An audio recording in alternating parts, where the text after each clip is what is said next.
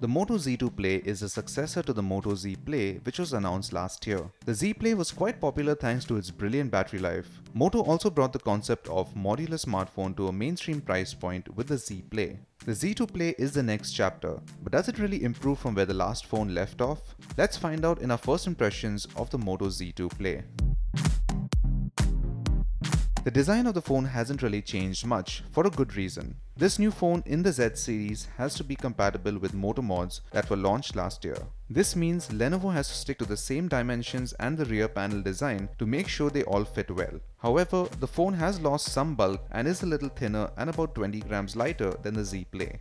The back now has an aluminium panel instead of glass like on the previous one. The front still sports a 5.5-inch Super AMOLED display with a resolution of 1080 by 1920 pixels and Corning Gorilla Glass for protection. The display is vivid and the viewing angles are quite good.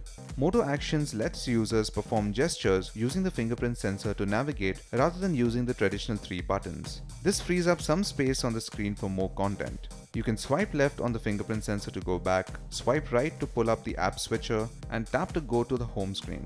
You also have the option to long press the sensor to lock the phone. At the back, there are multiple rows of connectors that help the Moto Z2 Play interface with the mods. There's a 5-megapixel selfie camera and a 12-megapixel rear camera, both of which have dual-tone LED flashes. Moto has still retained the big camera bump that we've seen on other phones in the Z series. It has a metal ring around it that keeps the lens from getting scratched when kept on the table.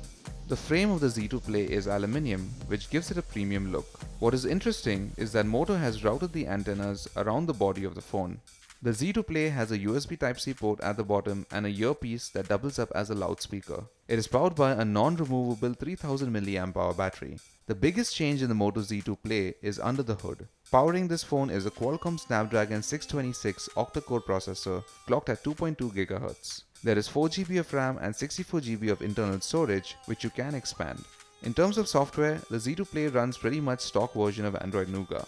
In our limited time with the Z2 Play, it looks like this phone is on the same path as the model it replaced. It will also be competing with phones like the Oppo F3 Plus and the OnePlus 3T at its price. Stay tuned to Gadgets 360 for a full review of the Moto Z2 Play coming up soon. So thanks for watching, and for more tech videos and reviews, log on to gadgets360.com.